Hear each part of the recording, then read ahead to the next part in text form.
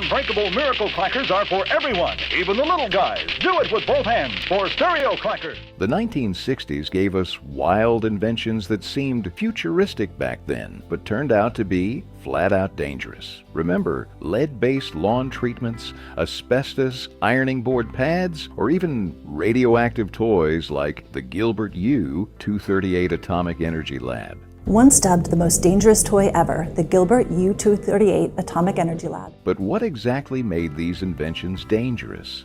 And how were they allowed to hit the market in the first place? In this video, we're exploring 15 inventions from the 1960s that were eventually banned due to serious health risks, safety hazards, or long-term consequences. We've combed through government records, vintage product catalogs, and old safety recalls to uncover the truth behind these forgotten creations.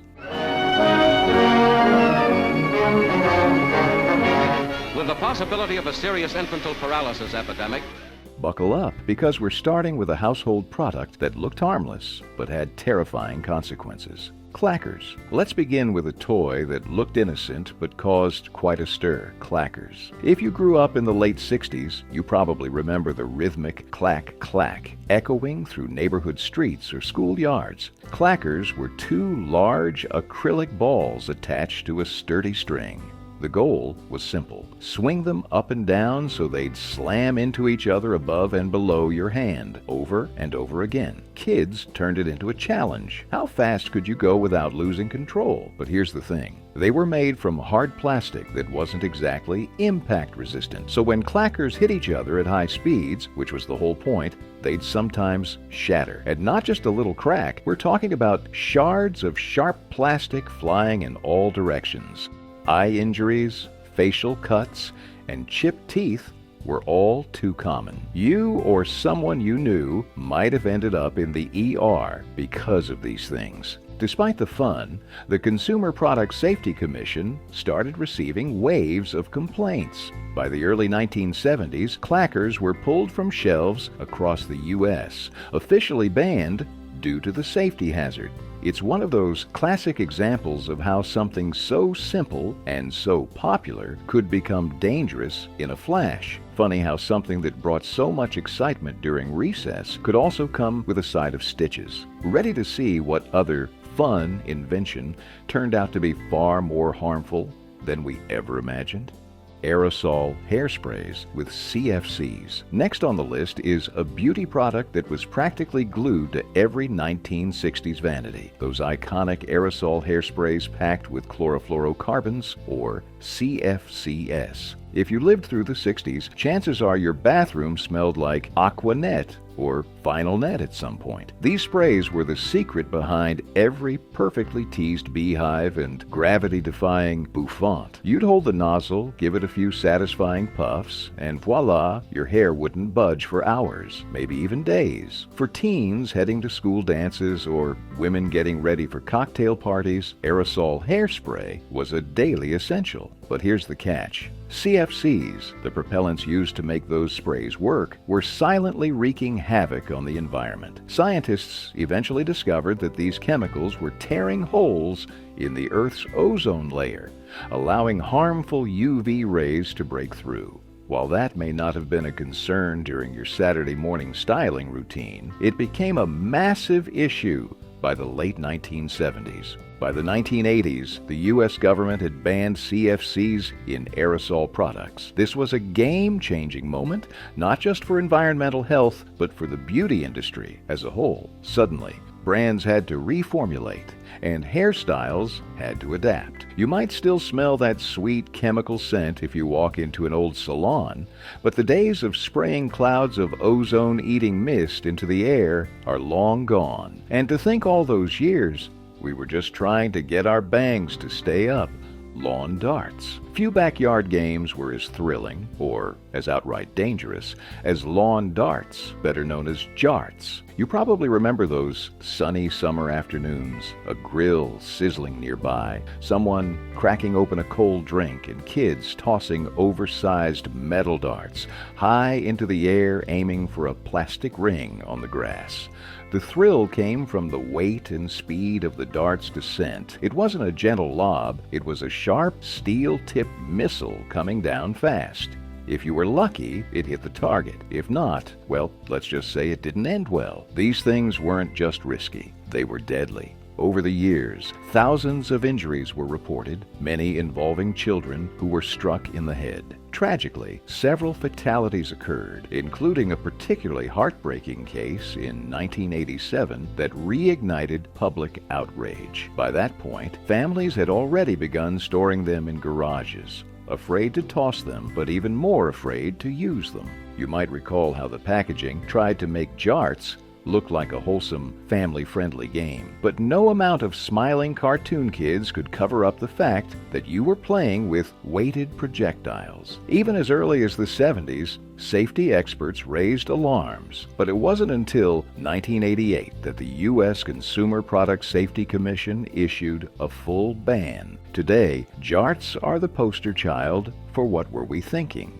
Moments of the past. You can still find them in flea markets or old garages, but don't even think about bringing them back out. Some things are better left as cautionary tales buried in the lawn. Asbestos insulation products. Here's one that was literally inside the walls of millions of homes. Asbestos insulation. In the 1960s, asbestos was everywhere. It lined your attic, wrapped around furnace pipes, and even showed up in ironing board pads and hair dryer linings. It was hailed as a miracle material, fireproof, soundproof, and nearly indestructible. Builders loved it. Manufacturers swore by it, and most folks never gave it a second thought, because who questions what's behind the drywall? But behind that, convenience was a silent killer. When disturbed, asbestos fibers become airborne, and once inhaled, they lodge in the lungs. Decades later, they can cause mesothelioma, lung cancer, and a host of other deadly conditions. The problem? The symptoms didn't show up right away. People exposed in the 60s sometimes didn't feel the effects until the 90s or later. By then, the damage was done. You might remember hearing stories of factory workers or home renovators getting sick, seemingly out of nowhere. Or maybe you recall the panic of the late 70s when news reports started linking asbestos to serious health risks, prompting a wave of concern across the country. Homeowners scrambled to figure out if their insulation was toxic. Entire schools were shut down for asbestos removal. It wasn't just the material, it was the sheer scale of its use. From ceiling tiles to floor adhesives, it was nearly impossible to avoid. The U.S. finally began phasing it out in the late 1970s, with bans on many forms of asbestos following in the decades after. Looking back, it's chilling to realize how something so dangerous could be considered standard and even safe for so long.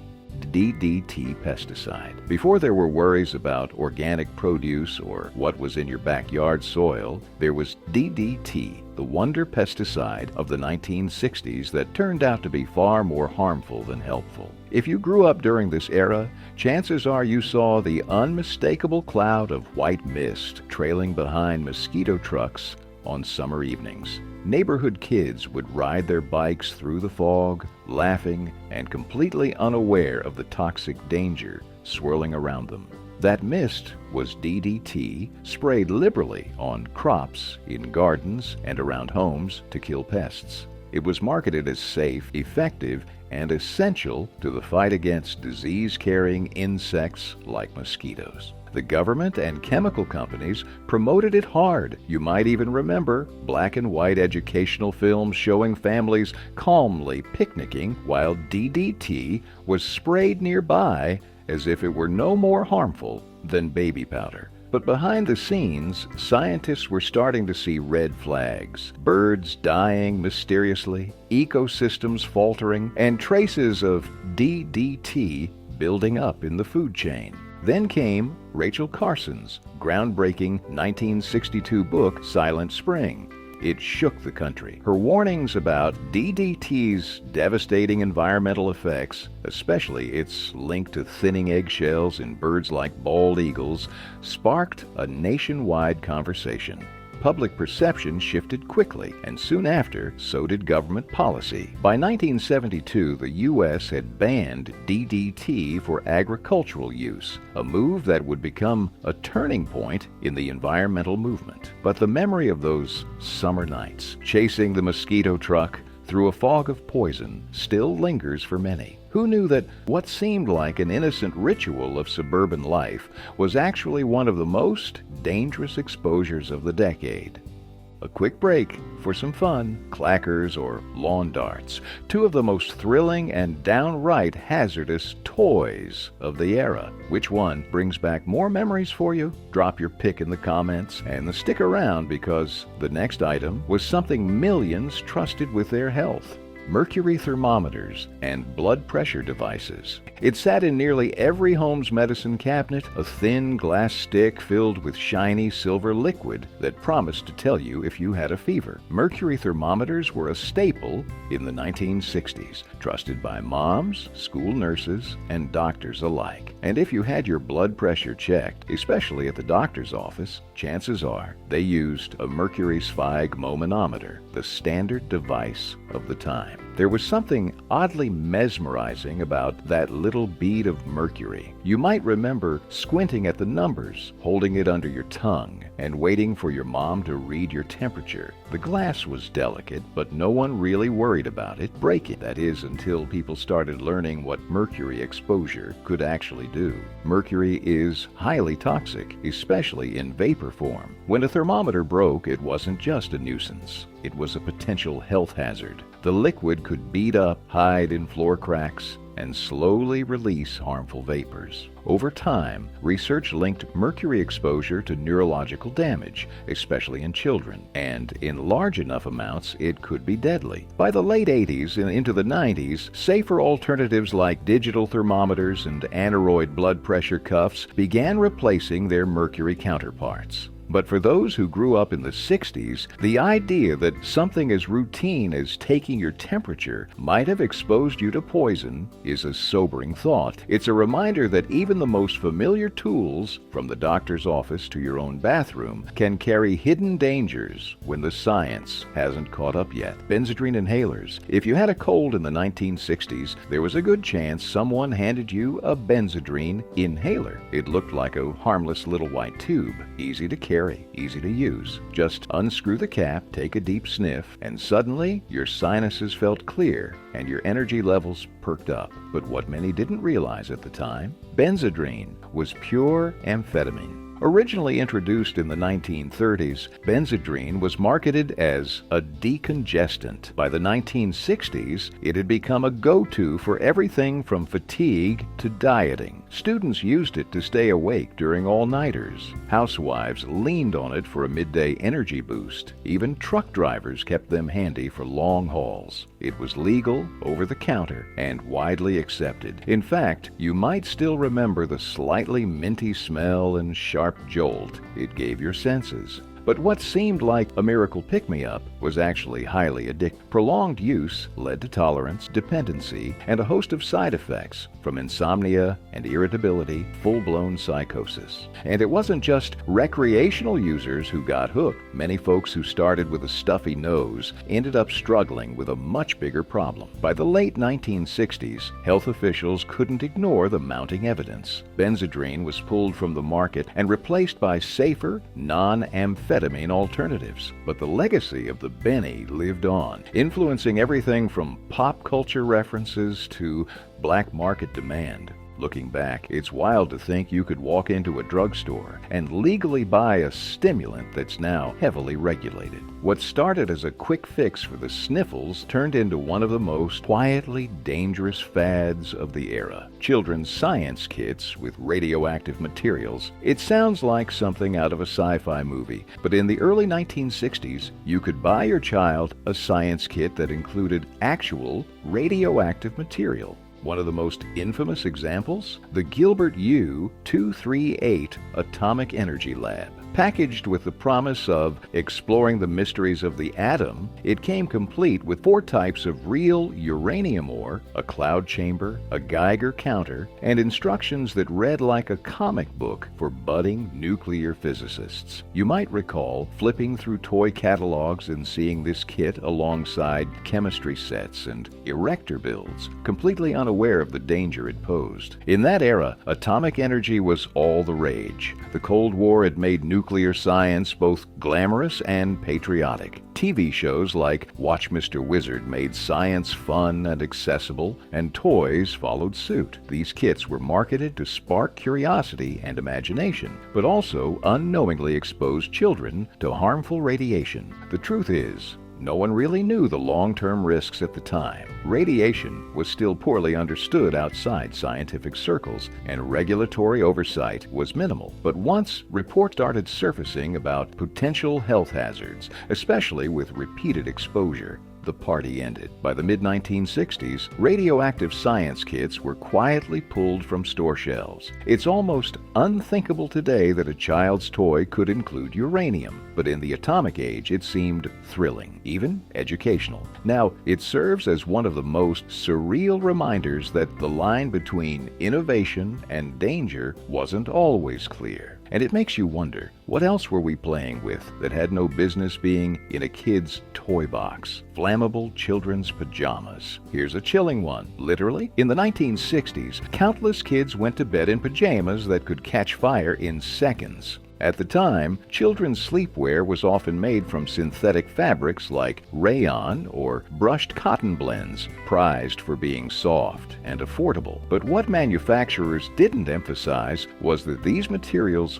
were highly flammable. A stray spark from a fireplace, a fallen match, or even just getting too close to a space heater could turn those pajamas into a death trap. And sadly, it happened more than once. Fires involving sleepwear led to devastating injuries and tragic deaths. You might remember hearing hushed conversations about a neighbor's child who had an accident, or warnings from your parents not to play too close to the heater in your snuggy suit. Yet the pajamas kept selling, often in bright cartoon prints or footed designs that kids loved. The wake-up call came in the form of mounting hospital cases and growing pressure from consumer safety advocates. By the late 1960s, and especially into the 1970s, flammability standards were introduced and sleepwear had to meet stricter federal guidelines. Labels began appearing that read flame-resistant or must be snug-fitting to avoid ignition. Those warning tags became a staple in children's clothing from then on. It's haunting to realize that something so comforting, your warm, cozy PJs, could once pose such a terrifying risk. But it's also a powerful reminder of how much safety has improved thanks to hard-learned lessons from the past. A quick reminder before we dive deeper. If you're enjoying this nostalgic deep dive from aerosol hairsprays to atomic science kits, go ahead and hit that subscribe button. There's plenty more eye-opening history coming your way, including a banned invention once found in nearly every living room. Protective lead-based paint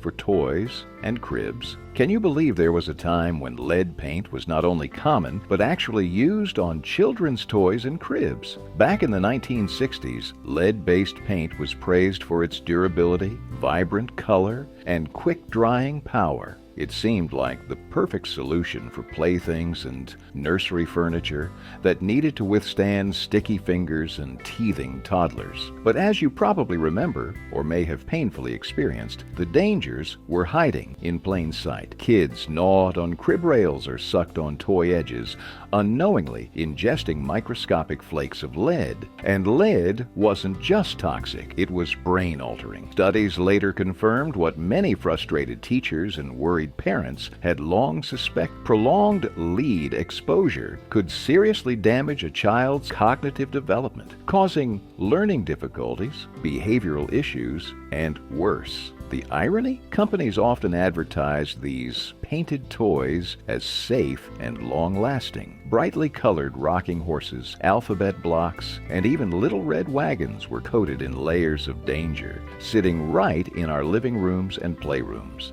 It wasn't until mounting evidence in the 1970s pushed public health officials to act that these products were finally banned. You might recall local news stories warning parents, or perhaps you even helped repaint a hand-me-down crib to remove its chipping finish. The realization that something so innocent could be so harmful was a wake-up call for a generation of parents. Looking back, it's chilling to think how many of us were surrounded by this stuff daily, and yet we turned out okay, right? Maybe. Let's keep going. Teeter-totter playground equipment on concrete slabs. Next on the list is something that probably gave you equal parts joy and bruises. The classic metal teeter-totter bolted to a concrete slab. You remember those, don't you? No rubber mulch, no soft landings, just hard-packed cement beneath a steel seesaw, daring kids to go a little too high. These teeter-totters were staples of 1960s playgrounds, often found in schoolyards, city parks,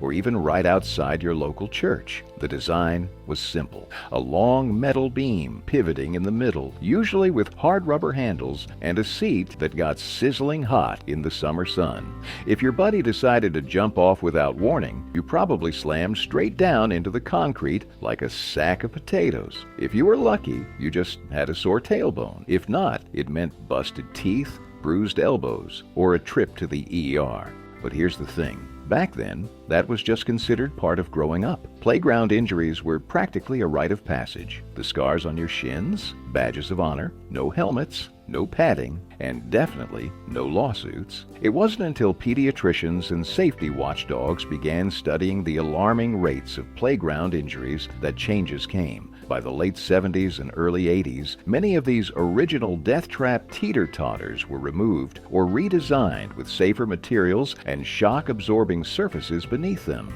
Rubber mats replaced concrete, and suddenly, falling didn't mean your summer was over. Still, for those who grew up with them, the memory of launching into the air on a metal beam and praying your friend didn't bail is unforgettable. It was dangerous, yes. Boy, did it make recess exciting. Candy cigarettes. Here's one that stirs up some serious mixed feelings. Candy cigarettes. On the surface, they were just harmless sweets, chalky sticks of sugar, bubble gum, wrapped in faux cigarette paper, or even peppermint sticks that let out a puff of powdered sugar when you blew on them. But looking back, it's almost shocking how normalized it was to hand kids a candy version of something so deadly. You probably remember strutting around the schoolyard, puffing on one of these like you were James Dean or a suave private detective from a noir film. Maybe you and your friends staged grown-up conversations on the swings, flicking imaginary ashes and imitating the cool, smooth-talking smokers from TV and the movies.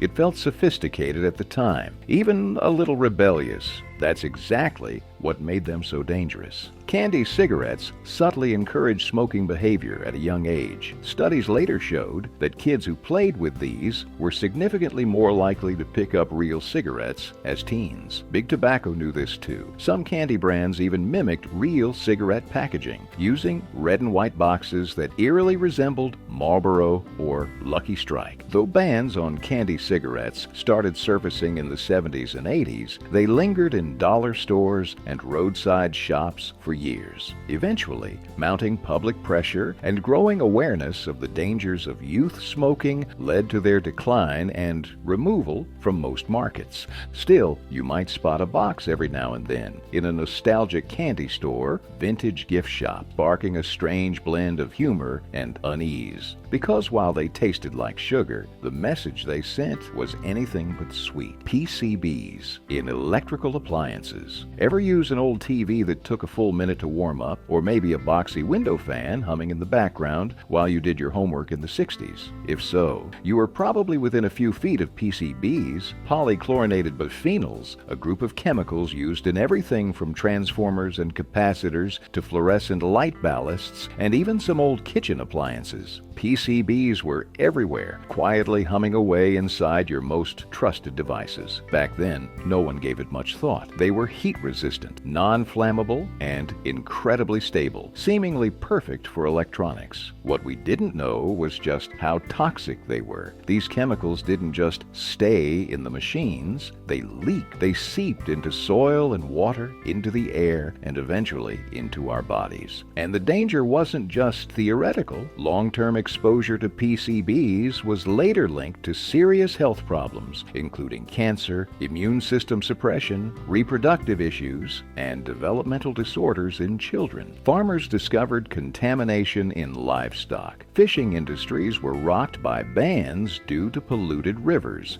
And many old school buildings and offices became health hazards simply because of aging fluorescent lights. By the late 1970s, the U.S. government had seen enough. The manufacture of PCBs was banned in 1979 under the Toxic Substances Control Act. But like asbestos, these chemicals didn't just disappear. Cleanup efforts spanned decades, and many buildings, appliances, and electrical systems still harbor remnants today. So the next time you spot a vintage appliance at a garage sale or in your attic, it's worth wondering, what else is inside? That old fan may have kept you cool, but it was also quietly dangerous. Chemical hair, straighteners with lye. Let's take a trip back to the days of home hair kits and beauty salon experiments, specifically chemical hair straighteners that relied on lye. If you ever sat in a kitchen chair while someone slathered on that thick white cream, you'll never forget the smell or the burning. During the 1960s, achieving that sleek, bone-straight hair look became wildly popular, thanks in part to stars like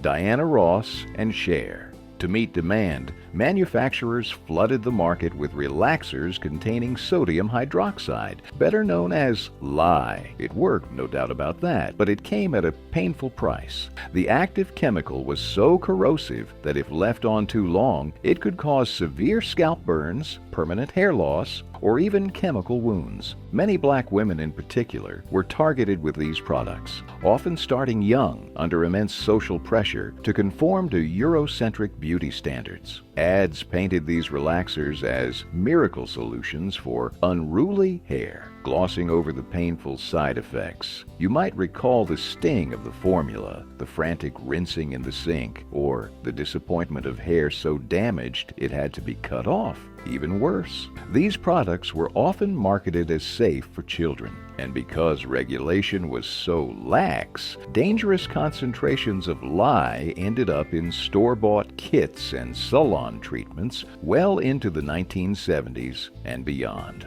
Over time, a combination of health concerns, lawsuits, and shifting cultural attitudes finally brought attention to the harm. Many lye-based formulas were banned or reformulated, and movements celebrating natural hair helped turn the tide. Still, if you ever sat through one of those sizzling sessions, you know it wasn't just your hair being changed, it was a whole era of identity, risk, and resilience. Quick break for some fun. Let's throw it back. Clackers or candy cigarettes? Which one brings back more memories for you? Did you rock the playground with a pair of Clackers or strike a pose with a sugar smoke hanging from your lip? Drop your answer in the comments and hang tight. The next items might be even more dangerous than the last. Formaldehyde foam insulation. If you or your parents ever had a contractor come by in the 60s promising better energy efficiency with a quick spray job in the attic or walls, chances are they used UFFI, urea formaldehyde foam insulation. It was touted as the futuristic way to keep homes cozy without breaking the bank. But what didn't they tell you? You were also getting a hefty dose of toxic fumes. Off-eye became popular during the energy-conscious era of the late 60s and into the 70s, especially after the oil crisis made homeowners desperate to conserve heat. The foam was easy to install. Just spray it into walls, where it would expand and harden like magic. Problem was that it also released formaldehyde gas over time, particularly in warm or humid conditions. And formaldehyde isn't just an irritant, it's a known carcinogen. Families started complaining of burning eyes, sore throats, nausea, and constant headaches. Some even abandoned their homes, unable to tolerate the lingering fumes. You might remember neighbors suddenly leaving or hearing local news stories about entire blocks dealing with mysterious health issues. By the early 1980s, after enough lawsuits and health studies piled up, UFFI was banned in residential construction across the U.S. But like many of these dangerous 60s inventions, the damage had already been done in thousands of homes nationwide. It's strange to think that something meant to protect and comfort your family ended up becoming a hidden threat in the walls. It's a classic case of good intentions meeting bad science, and a reminder of how little we really knew back then. Ever miss the days when home essentials were built to last a lifetime? In this video, we're diving into 20 forgotten home objects that used to last forever, exploring the classic kitchen tools and sturdy appliances that brought lasting quality to everyday life. Stick around, you might just recognize a few. Sunbeam Mixmaster Hand Mixer. The Sunbeam Mixmaster was a staple in mid-20th century kitchens, a hand mixer built to last through decades of daily use. Known for its rugged durability, many families still have a Mixmaster from the 1950s or 60s that works as well as the day it was bought. Constructed with a solid metal casing, reliable dials, and a powerful motor, the Mixmaster could handle everything from thick batters to delicate meringues without breaking a sweat.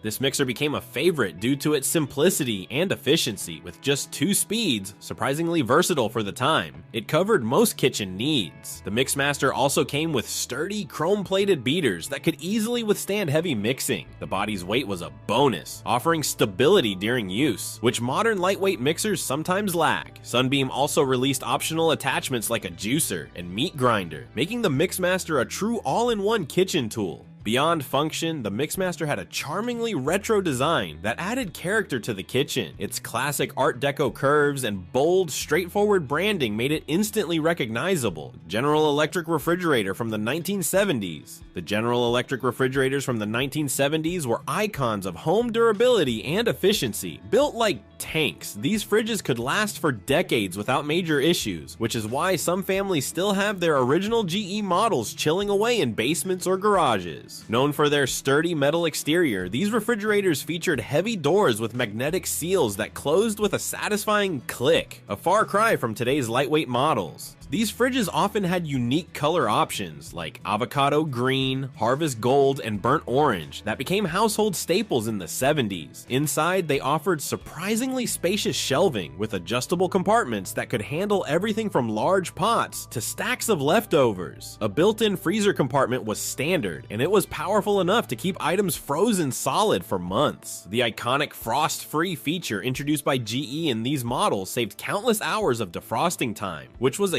huge innovation for the time. The mechanical reliability of these refrigerators was impressive. With minimal electronics, the GE fridge was purely mechanical, meaning fewer parts to break down. This made them easy to repair and kept them running smoothly for years. Singer sewing machine. The Singer sewing machine was a household essential, often passed down through generations for its durability and craftsmanship. Known for its cast iron body and intricate designs, a Singer could easily last a lifetime, stitching anything from delicate fabrics to heavy-duty materials without a hitch. Many of these machines from the early to mid-1900s are still fully operational today, often cherished as heirlooms by families who remember watching mothers and grandmothers sewing clothes, quilts, and even upholstery. This iconic machine came with a foot pedal and hand crank options, giving users full control over the speed and precision of each stitch. Singer also introduced convenient add-ons like buttonhole attachments, turning the sewing machine into a versatile tool capable of handling all types of garment needs. With each model, Singer innovated without compromising the simplicity of design, and owners took pride in maintaining their machines with regular oiling and adjustments. Aside from its practicality, the Singer machine was known for its beautiful design. With delicate engravings and often accompanied by a wooden cabinet, it brought a touch of artistry to every home. For many, the gentle hum of a Singer sewing machine remains a nostalgic memory of watching loved ones create pieces with care and skill.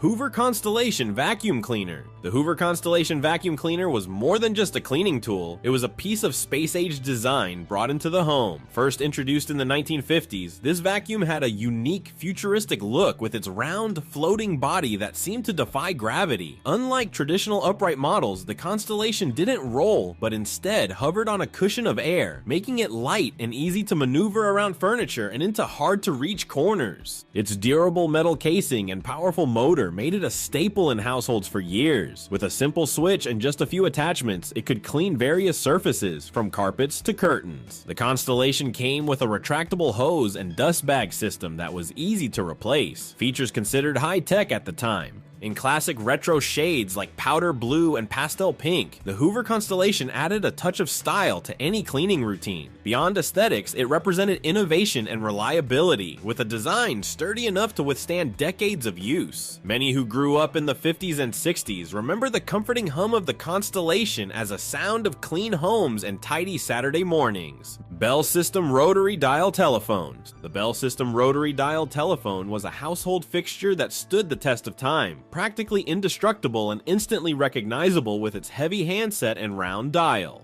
Known for its solid metal and Bakelite construction, these phones were designed to last decades, with parts that rarely wore out even after years of daily use. Their weight made them stable on any surface, and the coiled cord was durable enough to survive countless stretches and tugs. Rotary dial phones worked by sending electric pulses as each number was dialed. This satisfying click-click sound with each rotation is a nostalgic memory for many, marking the slow and deliberate process of dialing a phone number in a way that feels almost ceremonial by today's standards. Unlike modern phones, these were simple to use, with no screen, apps, or unnecessary features, just a reliable line for voice communication.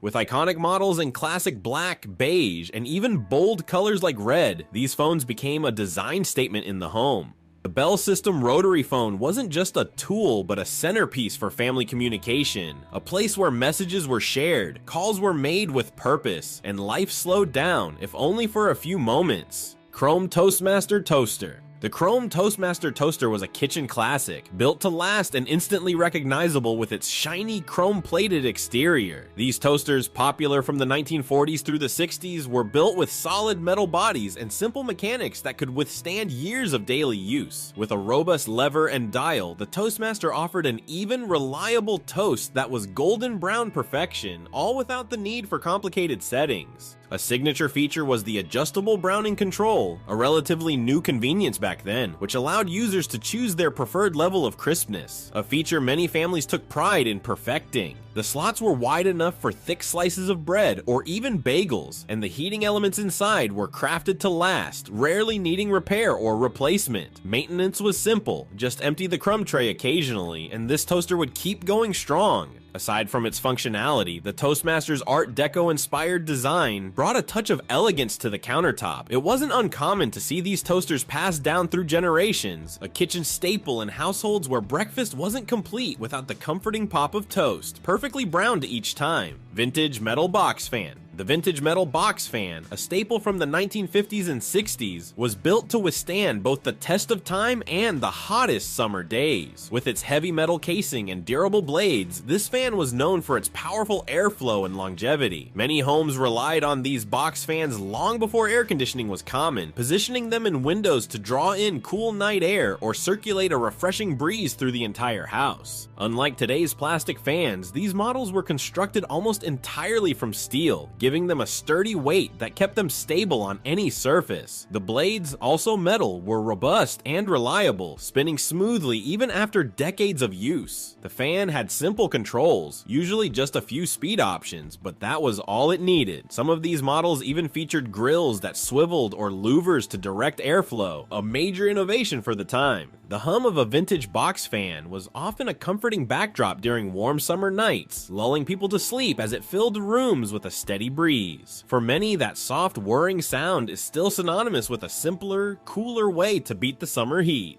Farberware Percolator Coffee Maker. The Farberware Percolator Coffee Maker was a morning essential, brewing coffee with a rich aroma that filled the entire house. Made from sturdy stainless steel, this percolator was built to last, with a design that hadn't changed much from the 1930s through the 70s, making it a timeless kitchen staple. Its robust metal body and simple electric mechanism ensured it could brew countless cups of coffee without breaking down, a quality rare in today's coffee makers. This percolator worked by cycling boiling water through a central tube, percolating over the coffee grounds repeatedly until reaching the perfect strength. Its clear glass knob on top was a signature feature, allowing users to see the coffee bubble as it brewed, a small but enjoyable ritual. The Farberware percolator also featured an automatic keep warm function, which was ahead of its time, keeping coffee hot for hours without burning it. Known for producing a bold, strong brew, the Farberware percolator held a special place in many households. Its familiar hum was the sound of mornings spent in quiet routines or family gatherings, making it much more than just a coffee maker. It was part of the start of every day. Maytag Wringer Washer. The Maytag Wringer Washer was an iconic laundry room fixture from the early to mid-20th century, known for its solid metal construction and incredible durability. Before the days of automatic washers, the Wringer Washer was the go-to for families wanting clean clothes and sheets without a trip to the laundromat. This heavy-duty machine came with a large open tub where clothes were agitated by a motor-driven paddle, removing dirt and grime with impressive effectiveness. The Wringer, a hand crank or motorized set of rollers mounted on top, squeezed out water from clothes, eliminating the need for heavy lifting and wringing by hand. This feature was both a time saver and a labor saver, although many users were cautioned to keep their fingers clear of the powerful rollers. Maytag's Wringer washers were beloved not only for their reliability, but for their simple design, which made them easy to repair if ever needed. Some models even had rollers that could pivot, letting users direct the wrung-out water to a separate basin. With its signature sound and dependable, no-frills design, the Maytag Wringer washer was a fixture in countless homes, often recalled as a key part of family laundry routines for generations. Philco Tube Radio. The Philco Tube Radio was a beloved household staple from the 1930s through the 50s, known for its warm sound and beautiful craftsmanship. Made from rich wood, bakelite, or even metal casings, these radios were not just appliances, but centerpiece items in living rooms, kitchens, and even bedrooms. Families would gather around the Philco radio for evening broadcasts, music shows, and news updates, making it a focal point of daily life. Unlike today's digital devices, the Philco used vacuum tubes to amplify sound, creating a unique, rich audio quality that many still remember fondly. The dials and tuning knobs had a certain heft to them, allowing for precise tuning and creating a satisfying click with each adjustment. Philco offered various models, some with built-in record players, making it a versatile piece of equipment. The distinctive designs, from the cathedral-style shapes of the 1930s to the streamlined models of the 50s, were instantly recognizable. These radios weren't just functional, they added charm and character to any room. For many, the soft glow of the tubes and the hum of the Philco radio are nostalgic reminders of an era where families connected over shared broadcasts and simple, enjoyable routines. General Electric Iron. The General Electric iron was a household necessity known for its sturdy build and reliability. First popularized in the mid-20th century, these irons were made with heavy, durable metal that ensured even heat distribution, making them ideal for pressing everything from delicate linens to heavy cottons and wool. Unlike today's lightweight irons, the GE model had a significant weight, which allowed users to achieve a crisp press with minimal effort. No need for repeated passes over the same spot. Equipped with a simple temperature-controlled dial, these irons allowed for precise adjustments, catering to a range of fabrics. Many models included a water reservoir for steam, a luxury feature at the time, adding extra moisture to tough wrinkles without risking scorching the fabric. The iron's design was straightforward, with a long, durable cord and a comfortable, heat-resistant handle. These irons were practically indestructible and easy to maintain, with many owners simply polishing the sole plate and occasionally replacing the cord if needed. For many, the familiar smell of warm metal and steam from a General Electric iron brings back memories of pressed school uniforms and weekend chores, a testament to the quality and durability that defined this classic household tool. Swing Away Can Opener. The Swing Away Can Opener, first introduced in the 1950s, was a kitchen staple known for its exceptional durability and effortless operation. Made of solid steel, this can opener was designed to last, with smooth turning gears and a solid grip that made opening cans a breeze. Unlike many modern openers, the Swing Away was built to be hand cranked and didn't require much strength to operate, making it a go-to tool in kitchens for decades. Its comfortable rubberized handles and easy to turn crank meant that anyone could use it with ease, from kids helping with dinner prep to older family members who appreciated its ergonomic design. A small magnet was often included to lift the can lid safely, a thoughtful feature that prevented cuts and spills. It was also straightforward to clean, which kept it looking like new even after years of use. The Swing Away was simple yet dependable, with a design that didn't break down or wear out easily. For many, it was an essential part of family meals, from opening soup cans to getting ready for outdoor cookouts. The nostalgic click of this opener is a small yet comforting sound, bringing back memories of meals prepared with love and the sturdy tools that help make them. RCA console television. The RCA console television was a centerpiece of family living rooms in the 1950s and 60s, known for its high-quality wooden cabinetry and the immersive experience it provided. With a solid wood exterior that resembled fine furniture, these TVs were large, heavy, and built to last, often doubling as stylish decor. The cabinet designs varied from mid-century modern to more ornate styles, making each RCA television a unique fixture in the home. Equipped with a cathode ray tube, the RCA console TV offered a black and white picture and later color in advanced models, with an image clarity that was cutting edge for its time.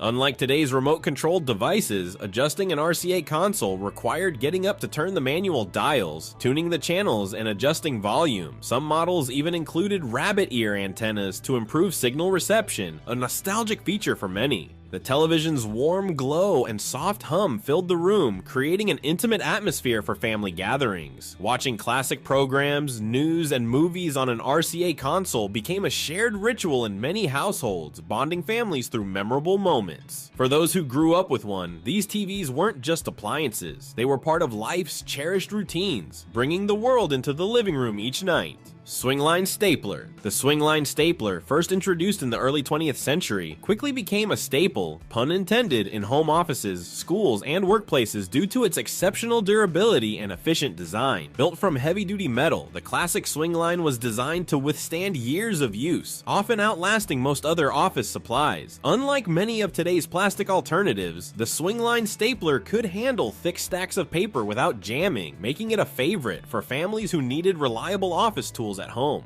One of its signature features was the easy top-loading mechanism, which allowed for quick and hassle-free staple refills. The base of the stapler often included a rubber pad, keeping it stable on desks and preventing scratches on surfaces. Swingline even released various models, some with a sleek chrome finish, which added a bit of style to any workspace. In many homes, the swingline stapler wasn't just an office tool, it became part of everyday tasks, from helping kids with school projects to organizing important documents. The familiar thunk sound it made when securing papers together is a small detail that many remember fondly, symbolizing a time when everyday items were built to last and quality was a standard rather than an exception. Westinghouse electric fan. The Westinghouse electric fan was a summertime staple in many homes from the 1920s through the 60s, known for its heavy metal frame, durable blades, and powerful cooling ability. These fans were built to last, with solid metal casings and brass or steel blades that created a robust airflow, perfect for keeping rooms cool long before air conditioning was common in households. Unlike today's plastic models, the Westinghouse fan was sturdy, and thanks to its weight, stayed firmly in place even on the highest setting. The design was simple but effective, with a straightforward dial to adjust the speed and sometimes an oscillation feature, which was considered advanced technology at the time. Many models were stylishly crafted with chrome or brass finishes, making them as much a piece of home decor as they were functional appliances. The gentle hum and breeze from a Westinghouse fan often filled the home, especially during summer nights when it doubled as white noise to help with sleep. For many, these fans represent an era when appliances were built with care, meant to serve families for decades. The sight, sound, and even the slight metallic smell of a running Westinghouse fan evokes memories of simpler days spent trying to beat the heat. Pyrex glass baking dishes. Pyrex glass baking dishes became kitchen essentials in the 1940s and 50s, known for their incredible durability and versatility. Made from borosilicate glass, these dishes were heat resistant and could handle drastic temperature changes, making them perfect for everything from baking casseroles to roasting vegetables. Unlike metal or ceramic options, Pyrex dishes were transparent, allowing home cooks to keep an eye on their creations as they baked, a feature many found both practical and comforting.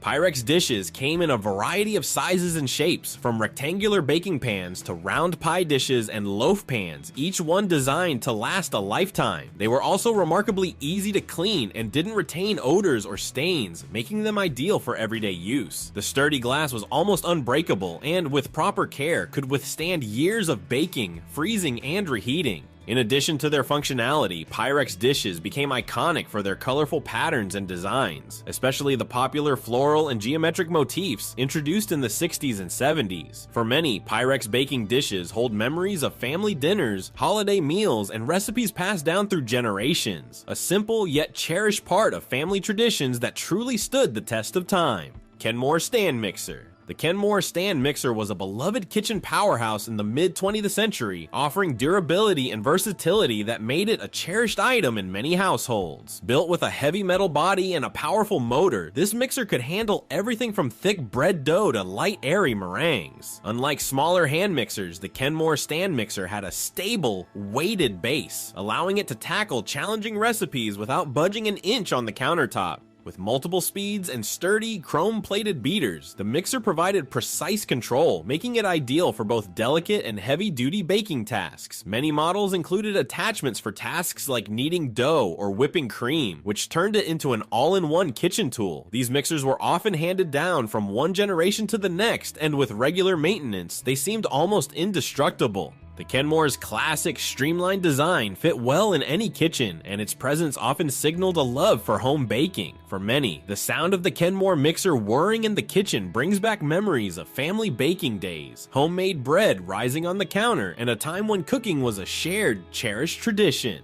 Echo Potato Masher. The Echo Potato Masher was a simple yet indispensable tool in mid-century kitchens. Known for its robust, all-metal construction and ergonomic handle, this sturdy masher, often crafted from stainless steel, had a wide, flat mashing plate with carefully spaced holes that made it easy to create smooth, fluffy mashed potatoes without needing extra gadgets. Unlike plastic mashers, the Echo's metal body could withstand years of use without warping or bending, even under heavy pressure. Its comfortable handle, often coated in a soft rubber grip, allowed for a firm, controlled hold, making it a favorite for everything from mashing potatoes to pureeing soft vegetables. The straightforward, no-nonsense design required no assembly or upkeep, so it was ready whenever needed. Its versatility extended beyond mashed potatoes, making it ideal for preparing other classics like applesauce or guacamole. For many, the Echo Potato Masher brings back memories of family dinners and holiday feasts when mashed potatoes were a must-have on the table. This dependable, fuss-free tool stood by for generations, embodying a time when cooking was both simple and satisfying, with tools that didn't require replacing year after year.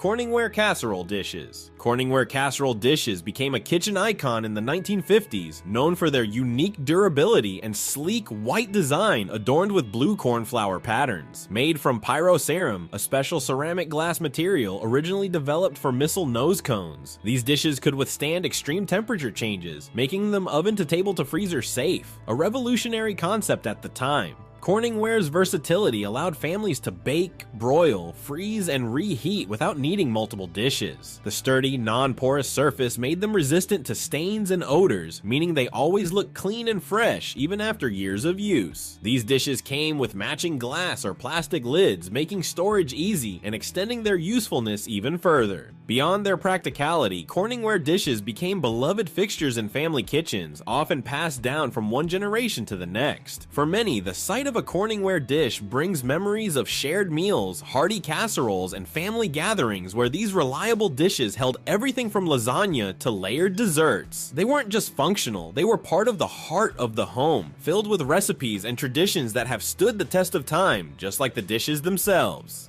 Revere Ware Copper Bottom Cookware. Revere Ware Copper Bottom Cookware was a mid-century favorite in American kitchens, celebrated for its exceptional heat distribution and classic design. Introduced in the late 1930s, these pots and pans featured stainless steel construction with a distinctive copper layer on the bottom, combining durability with even cooking capabilities. The copper bottom design helped heat spread more uniformly, making these pans perfect for delicate sauces, soups, and stews. With their shiny stainless steel exteriors and warm copper bottoms, Revere Ware pans quickly became recognizable. The ergonomic heat-resistant handles provided a secure, comfortable grip which home cooks loved. Revere Ware also offered a range of sizes, from small saucepans to large stock pots, allowing families to build complete cookware sets that could last for generations. Many remember the satisfying ritual of polishing the copper bottoms to keep them gleaming, a task that became part of the cookware's charm. Revere Ware was not just cookware, it was a trusted companion in the kitchen, ready for everything from simple meals to holiday feasts. For those who grew up with Revere Ware, these pans symbolize a time when cooking was about quality, care, and meals made to bring people together. We've explored 20 timeless home essentials that stood the test of time, each designed with durability and charm that made them unforgettable. From classic kitchen tools to dependable appliances, these items were more than just household staples. They were part of family traditions. Which one do you miss the most? 20 forgotten appliances from the past you won't believe exist. These were once the cutting-edge tools of daily life, shaping how people cooked, cleaned, and lived. Imagine ice boxes keeping food fresh, coal stoves heating homes, or hand-cranked food processors simplifying the kitchen. Let's explore these fascinating inventions that defined an era before fading into history. 1. Mangle/wringer washers. Can you imagine doing laundry without a spin cycle? In the early 20th century, Mangle/wringer washers that were a revolution for households, but they were also hard work. These machines combined a basic washing mechanism with 2 hand-cranked rollers to wring out water from clothes, replacing the need to twist and squeeze garments by hand. Laundry day became an event. Women, as it was often their task at the time, would fill the drum with water and soap, let the clothes agitate, and then feed them piece by piece through the wringer. The rollers pressed water out of the fabric, dripping it into a basin below. While efficient for its era, it was also dangerous. Many people got their fingers or clothing caught in the unforgiving rollers. The machines themselves were bulky and often required manual effort to move. Despite their challenges, they were a significant step forward from scrubbing clothes on a washboard. Families marveled at how much easier it became to keep clothing clean, even if it still required sweat and patience. When automatic washing machines arrived in the mid-20th century, wringer washers quickly became obsolete. Still, their image is an enduring symbol of how far home appliances have come, reminding us that even progress starts with small, imperfect steps. 2. Ice boxes. Before refrigerators, keeping food fresh was a daily challenge. Enter these ice boxes, a simple yet ingenious solution that relied on a large block of ice to keep perishables cool. These appliances were a staple in homes from the late 19th century through the early 20th century, long before electric refrigeration became common. Ice boxes resembled modern fridges, but were usually made of wood with metal or tin lining for insulation. Ice delivery men, often called icemen, brought massive blocks of ice to homes, which were placed in a top compartment. Cold air circulated downward, chilling the food stored below. However, maintaining an ice box wasn't effortless. The ice block melted daily, requiring families to regularly replace it. A drip tray collected the water, and forgetting to empty it could lead to messy spills. Despite these challenges, ice boxes were considered revolutionary, making it possible to store milk, butter, and meat safely for longer periods. The arrival of electric refrigerators in the 1930s gradually replaced ice boxes, bringing an era era of convenience and efficiency. Yet the icebox stands as a testament to human ingenuity and the early pursuit of preserving food.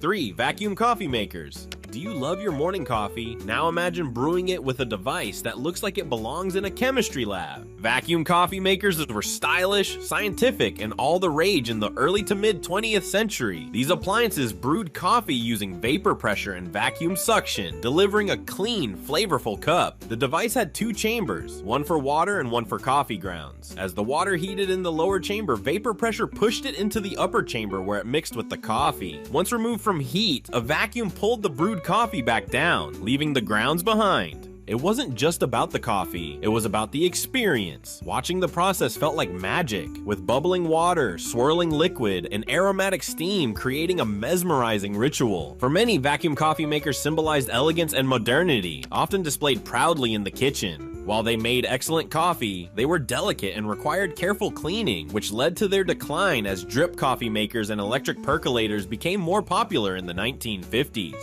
4. Butter churns. Imagine making butter at home by hand. Before store-bought butter became the norm, households relied on the butter churns, a tool that turned cream into the golden spread we all love. This labor-intensive process was a weekly chore in many homes throughout the 19th and early 20th centuries. Butter churns came in different styles, but the principle was the same. Cream was poured into the container and agitated until the fat separated from the liquid. Hand-crank churns were popular, requiring the user to turn a handle for what felt like an eternity. Others used a plunger-style system where up and down motions worked the cream. The task wasn't just physical, it was a sensory experience. The sloshing sound of cream, the gradual thickening, and the first sight of butter forming were satisfying moments. It also brought families together, as children often helped crank the churn while learning about hard work and self-reliance. With the rise of industrial dairy production, butter churns disappeared from most homes, leaving behind a nostalgic reminder of a simpler, more self-sufficient way of life. 5. Shoe buffers. In a time when polished shoes were a mark of respectability, shoe buffers were essential household gadgets. These small, motorized machines made it easy to keep leather shoes shiny and scuff-free, bringing the professional shine of a street shoe shiner into the home. Most shoe buffers featured rotating brushes or cloth pads powered by a motor. Users simply held their shoes against the spinning buffer, and within seconds, the leather gleamed like new. Some high-end models even dispensed polish for added convenience. Shoe buffers weren't just practical, they were a symbol of attention to detail in a time when appearance mattered greatly. Well-shined shoes were seen as a reflection of one's character and professionalism, so keeping them pristine was non-negotiable. As casual footwear gained popularity in the late 20th century, the demand for shoe buffers declined. Polished leather shoes became less common, and the once prized appliance faded into obscurity, replaced by quick-fix shoe care products. 6. Toaster ovens with rollers. Imagine popping bread into a toaster oven and watching it roll through on a conveyor belt, emerging perfectly toasted on the other side. Toaster ovens with rollers were a quirky innovation in mid-20th century kitchens, combining convenience with a touch of flair. These appliances worked by placing bread or bagels onto a conveyor belt that passed through heating elements. The result, evenly toasted slices without the need to flip or monitor. For households that prized efficiency, it was a game changer. Toaster ovens with rollers were particularly popular in diners and cafes, where speed and consistency were key. Seeing bread glide through the machine was almost as satisfying as eating the toast itself. As simpler pop-up toasters and modern ovens took over, roller toasters became a rare sight. However, their design lives on in some commercial settings, where conveyor toasters are still used for large-scale toasting. 7. Ironing stoves. Before the convenience of plug-in irons, people relied on ironing stoves to press their clothes. These stoves heated heavy, flat irons, which were then used to smooth out wrinkles. The process required patience, skill, and a bit of caution to avoid burns. An ironing stove was essentially a small heat source, often powered by coal, gas, or wood. Irons were placed directly onto the stove to heat up, then tested for the perfect temperature before being used. Multiple irons were often in rotation, so there was always a hot one ready. Ironing was an art. The user had to handle the hot iron carefully while ensuring an even press. It wasn't uncommon for people to sprinkle water on the fabric for added steam, a precursor to modern steam irons. As electric irons became widespread in the early 20th century, ironing stoves became obsolete. Still, they remain a fascinating glimpse into a time when household chores required both effort and ingenuity. 8. Coal-fired stoves. Long before electric and gas stoves, coal-fired stoves were the centerpiece of many kitchens. These heavy cast iron appliances served dual purposes, cooking meals and heating the home. They were essential, especially during cold winters when a warm stove could mean the difference between comfort and hardship. Cooking on a coal-fired stove required skill and timing. The stove's temperature wasn't controlled by a knob, but by managing the coal fire inside. Adding or removing coal, adjusting airflow, and monitoring the heat were all part of the process. Baking, boiling, and frying all required careful attention to ensure success. Coal stoves also symbolized a communal space. Families gathered around them not only for warmth, but for conversation and connection. The stove was the heart of the home, where meals were prepared and memories were made. As gas and electric stoves became the standard in the mid-20th century, coal-fired stoves gradually disappeared, leaving behind a legacy of resilience and practicality. 9. Manual ice crushers.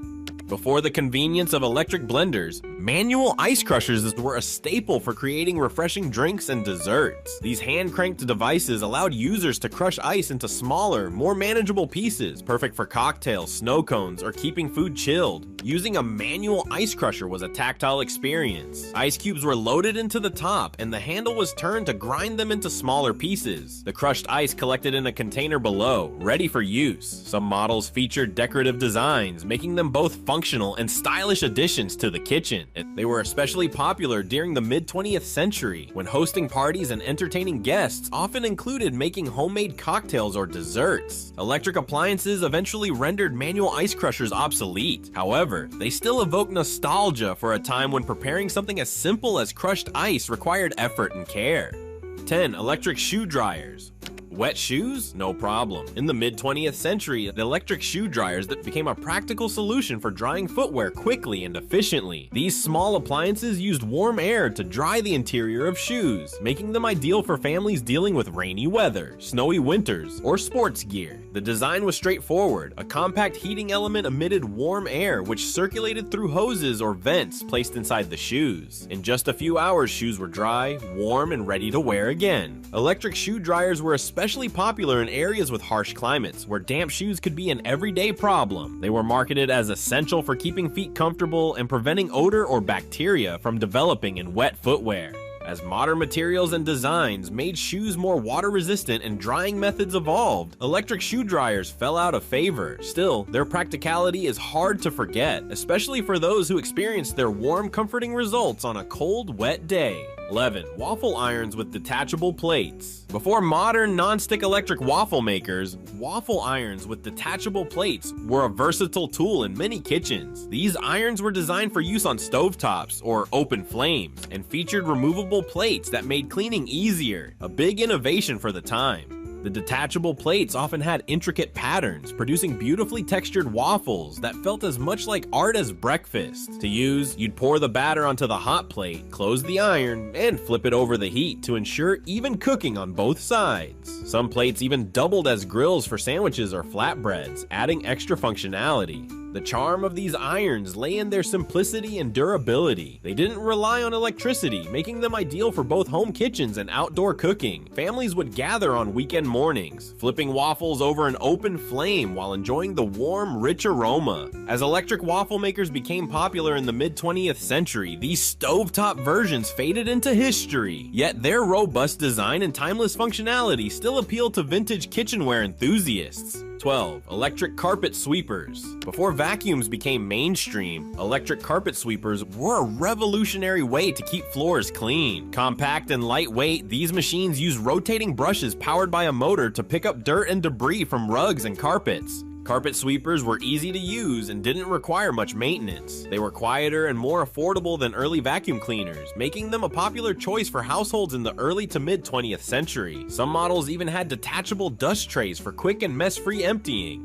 While they were effective for light cleaning, the rise of powerful electric vacuums in the 1950s and 60s made carpet sweepers less practical. As people began favoring machines that could deep clean carpets, these sweepers became a thing of the past. 13. Meat safes. Before refrigerators, the meat safes were essential for keeping food fresh in warm climates. These wooden or metal cabinets were lined with fine mesh or perforated tin to allow air circulation while keeping insects and pests out. Placed in shaded areas, meat safes use natural airflow to slow spoilage, making them ideal for storing meats, cheeses, and other perishables. Some safes were elevated on legs to prevent animals from getting inside, while others had decorative designs that doubled as kitchen furniture. Meat safes were a clever solution for food preservation, but their usefulness waned with the advent of electric refrigeration in the early 20th century. Today, they are cherished as rustic antiques and reminders of pre-modern ingenuity. 14. Hand-cranked food processors. Before the convenience of electric blenders and food processors, hand-cranked food processors were the go-to tool for chopping, mixing, and pureeing. These devices required physical effort, but they were versatile and reliable, making them a staple in kitchens throughout the early to mid 20th century. The design was simple, a crank-operated rotating blades or paddles inside a sturdy bowl. From chopping vegetables to grinding nuts, these processors handled a variety of tasks, often with attachments for specific uses. Hand-cranked food processors were durable and didn't rely on electricity, making them ideal for homes and even outdoor use during picnics or camping. The tactile process of turning the crank added a sense of craftsmanship to cooking. As electric appliances became affordable, hand-crank models faded, but they remain a nostalgic symbol of a hands-on era in home cooking. 15. Rotary phones with built-in dialers. Long before smartphones, rotary phones with built-in dialers were the height of communication technology. These phones featured a circular dial with numbers, requiring users to spin the dial for each digit in a phone number, a satisfying and deliberate process. What made them unique was their sturdy construction and the mechanical precision of the dial itself. Calling someone felt intentional, as each number required effort and patience. The phones were often heavy, with a tactile quality that modern devices lack.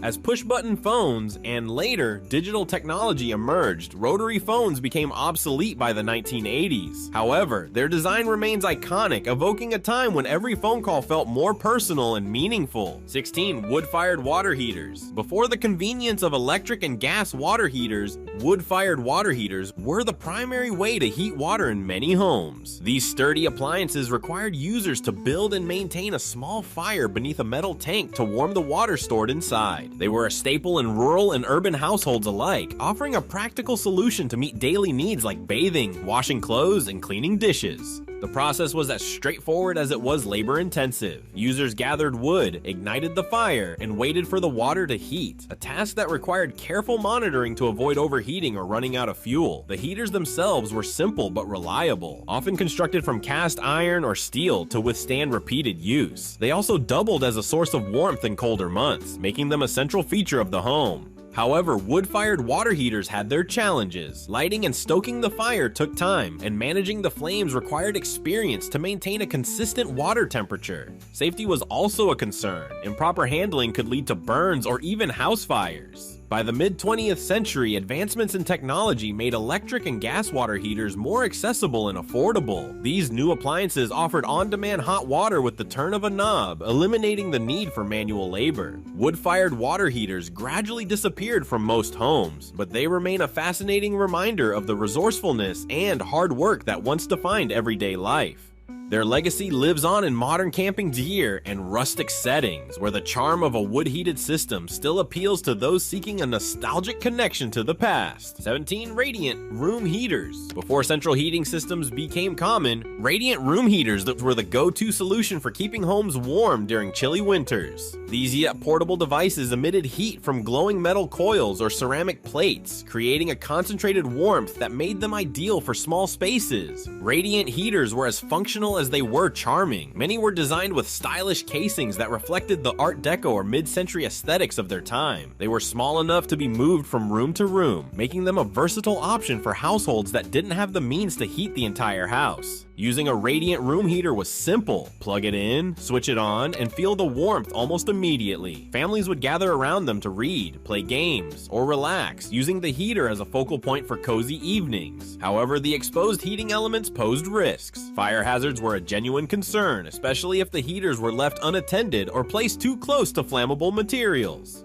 By the mid-20th century, advances in central heating and safer, more efficient heating technologies made radiant room heaters less popular. Despite their decline, they hold a nostalgic place in history, reminding us of a time when warmth came from glowing coils and close-knit gatherings. Today, vintage radiant heaters are often repurposed as decorative items or cherished by collectors who appreciate their retro design and the history they represent. 18 percolators. The bubbling sound of a percolator was once synonymous with mornings in many households. These classic coffee makers used a simple yet ingenious design to brew a rich, aromatic cup of coffee. Before drip coffee makers and single-serve machines took over, percolators were the standard for coffee lovers everywhere. A percolator worked by cycling boiling water through coffee grounds repeatedly. The water would rise through a tube, spread over the grounds, and drip back into the pot, intensifying the flavor with each pass. This process continued until the coffee reached the desired strength. A small glass knob on top allowed users to see the brewing in action, adding an interactive element to the ritual. While the percolator's bold flavor was a selling point, brewing required careful attention. Too much percolation could lead to an overly bitter taste, making the process as much an art as a science. Cleaning the multiple components also required effort, but for many the result was worth it. Percolators began to lose popularity in the 1970s as drip coffee makers offered a more convenient alternative. However, they still have a devoted following among coffee enthusiasts who appreciate their strong brew and nostalgic charm. Modern versions of percolators exist, but the original stovetop models remain a symbol of mid-century kitchen life. Their distinctive sound and rich aroma evoke a time when coffee making was a deliberate and rewarding process. 19 hair dryers with hoods. Before the handheld hair dryers we know today, hair dryers with hoods were the height of at-home styling sophistication. These devices consisted of a large dome-shaped hood connected to a hose and a base, which emitted warm air to dry hair evenly and efficiently. Hooded hair dryers were a staple in the 1950s and 60s, when elaborate hairstyles like bouffants and curls required extended drying times. Using one felt luxurious. Users could sit comfortably while their hair dried, leaving their hands free for reading, knitting, or sipping coffee. This convenience made hooded dryers particularly popular among women who wanted salon-quality results at home. Operating the dryer was simple. You placed the hood over your head, adjusted the settings, and let the warm air work its magic. The process was slow compared to modern standards, but it provided consistent, even heat that was ideal for setting styles with rollers or curlers. As handheld hair dryers became more affordable and practical in the 1970s, hooded models fell out of favor. However, they are still cherished by vintage beauty enthusiasts and professionals who appreciate their effectiveness for certain hairstyles. 20. Vacuum tube radios. In the early 20th century, vacuum tube radios revolutionized entertainment and communication. These large wooden devices brought news, music, and dramatic programs directly into living rooms, becoming a central part of family life. The vacuum tubes inside the radios amplified sound, creating rich, warm audio that many enthusiasts still consider unmatched by modern technology. The soft glow of the tubes added an almost magical quality as families gathered around the radio to listen to Roosevelt's fireside chats, thrilling dramas, or live concerts. These radios weren't just functional, they were also beautiful. Crafted from wood with intricate designs, they were often seen as furniture pieces that added elegance to a room. Owning a vacuum tube radio was a sign of modernity and a connection to the wider world. By the 1950s and 60s, transistor technology made radios smaller, cheaper, and more portable, pushing vacuum tube models into obsolescence. Today, they are highly sought after by collectors, who prize them for their craftsmanship, sound quality, and nostalgic value.